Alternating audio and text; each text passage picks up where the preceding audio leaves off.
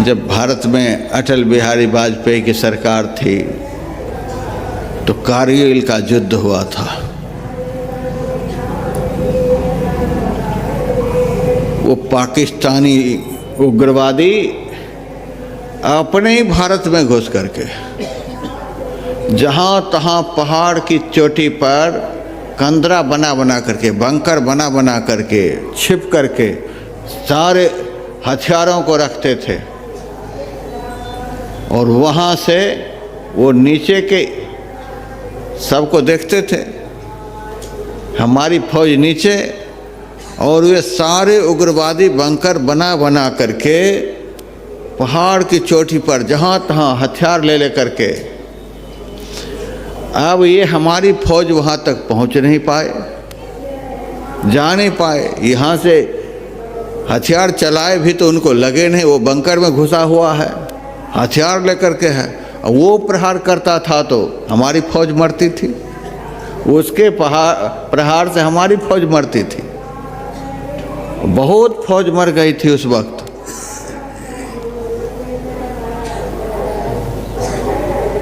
धीरे धीरे युक्ति विशेष के द्वारा हमारी फौज जैसे तैसे जब पहाड़ की ऊंचाई पर किसी संसाधन से पहुँचे, उसके बाद उन उग्रवादियों के बंकर को, निवास स्थान को ध्वंस किया।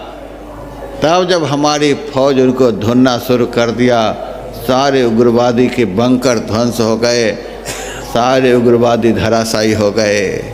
जब तक हमारी फौज जैसे तैसे ऊपर नहीं गए, उनके बंकरों को ध्वंस नहीं किया, तब तक हमारी फौज मार खाती रही।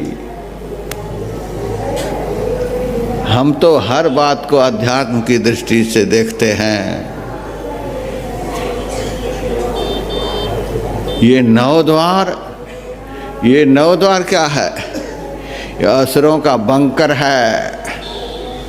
ये नौ द्वार में सारे विकार रूपी राक्षस बैठे हुए हैं। दंभो दर्पोभिमानश्च क्रोधः पारुष्यमेव च अज्ञानं चाभिजातस्य पार्थ संपदमासुरीम। इन सब हथियारों को ले ले करके दंभ, दर्प, अभिमान, क्रोध, इन सब को ले ले करके ये सारे राक्षस बैठे हुए हैं। नौ द्वार के एक एक द्वार को बंकर समझ लीजिए। इन्हीं में सारे हथियार ले ले करके ये विकार रूपी राक्षस बैठे हुए हैं। और यह जीव अधोमुखी होने के कारण, इंद्रियाभिमुखी होने के कारण, विषयाभिमुखी होने के कारण, बहिर्मुखी होने के कारण यह जीव की चेतना जो है नीचे उतर आई है। तो उतर परियोतम माही, यह जीव जो है अपने केंद्र से, अपने लक्ष्य से, अपने स्थान से नीचे उतर आया। ये नीचे उतर गया है। नीचे उतर जाने के कारण, पिंड में उतर जाने के कारण, नौ द्वारों के अंदर आ जाने के कारण विकारों की मार खा रहा है। नौ द्वारों के अंदर यह जीव फंस गया। पांच चोर बरजोर कुसंगी अति घने, जैसे चक्र व्यूह में फंसा लिया अभिमन्यु को, फंसा करके इतने बड़े वीर की किस तरह से दुर्गति की, उसी तरह से नौ द्वार के चक्र व्यूह में इस जीव को इंद्रियों ने फंसा लिया है और इसकी धुनाई कर रहा है। जीव मरता तो है नहीं, केवल मार खाता है। इसकी दुर्गति हो रही है, दुर्गति पर दुर्गति हो रही है। नौ द्वारों में जब तक यह जीव रहेगा, दुर्गति पर दुर्गति। तीर्थ में जाने के बाद भी सुख नहीं मिलता है। क्यों? तीर्थ में जाने पर भी सुख क्यों नहीं मिलता है? जबरदस्ती बोल दीजिएगा कि सुख मिल गया। क्यों नहीं मिलता है? नौ द्वार के अंदर ही तीर्थ होता है। नौ द्वार के अंदर ही व्रत उपवास, एकादशी, चतुर्दशी, मंगलवारी, रविवारी, बारी बारी जितने बारी हैं, ये सब होते हैं नौ द्वार के अंदर ही।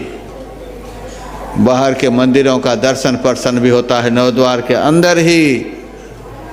कथा कीर्तन जितना भी सुनते हैं नवद्वार के अंदर ही, दुनिया के जितने धर्म कर्म हो रहे हैं नवद्वार के अंदर ही, इसीलिए इतना सब कुछ करने पर भी सुख नहीं मिलता है। लोग कहते इतना हम धर्म कर्म करते हैं महाराज तो भी हमारे घर में सुख नहीं, इतना धर्म कर्म करते महाराज तो भी सुख नहीं। अरे नवद्वार के चक्रव्यूह में तो इंद्रिय रूपी महारथियों ने फंसा लिया है। यहाँ रह कर के तुम सुखी होगे, यहाँ तो विकारों की मार खाते ही रहोगे।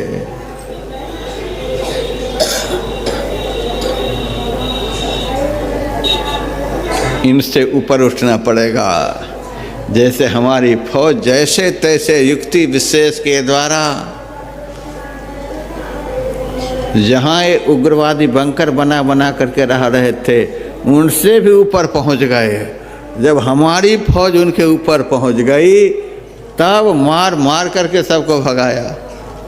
उसी तरह से जब तक इस चेतन का सिमटाव 9 द्वारों से 10वां द्वार में नहीं होगा तब तक 9 द्वारों के अधीन रह करके विकार रूपी राक्षस की मार खाता ही रहेगा। कितना भी तीर्थ कर ले, धाम कर ले, एकादशी चतुर्दशी, अरे हम तो कहते सारे जीवन सत्संग भी सुनते रहो।